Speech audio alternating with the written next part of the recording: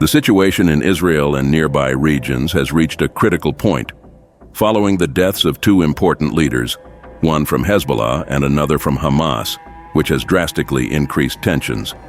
On Thursday, the Israel Defense Forces IDF announced they were on maximum alert.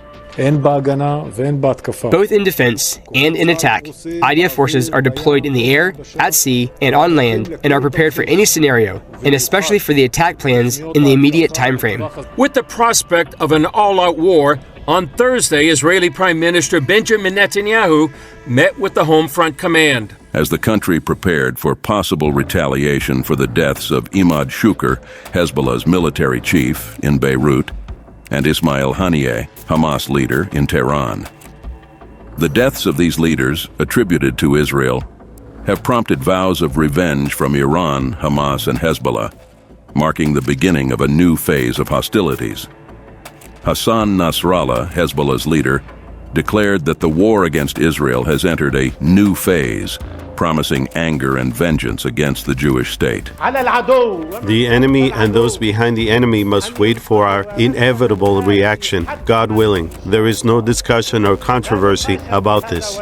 Israel's Prime Minister Benjamin Netanyahu spoke with U.S. President Joe Biden, who reaffirmed the U.S. commitment to defend Israel's security against all threats from Iran.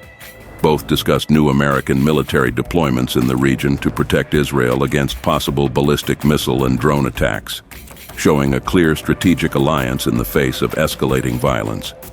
While the IDF took responsibility for Shukr's death, there was no official confirmation of involvement in Haniyeh's death, although Hamas, Iran, and their allies pointed to Israel as responsible. IDF spokesperson Daniel Hagari stated that the Israeli army is continuously assessing the situation and preparing for any eventuality. We have very good defense systems, and we have international allies who have reinforced their forces in the region to help us against these threats, Hagari said. He emphasized that the IDF is prepared for both defense and attack, with troops deployed in the air, sea, and land, ready to act immediately.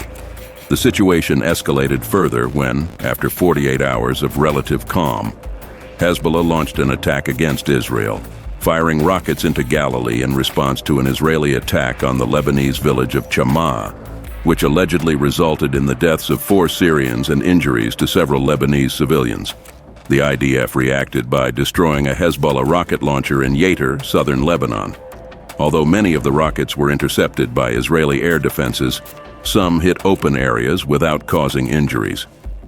The situation is delicate, with the U.S. expressing concern that Iran and its allies may take a few days to prepare a significant attack.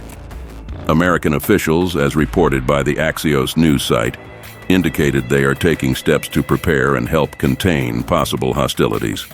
"We expect some difficult days," commented one of the officials, underlining the gravity of the situation. This escalation in the conflict highlights the risk of a wider war in the region, with Israel and its allies preparing to face growing threats from Hezbollah, Hamas, and Iran.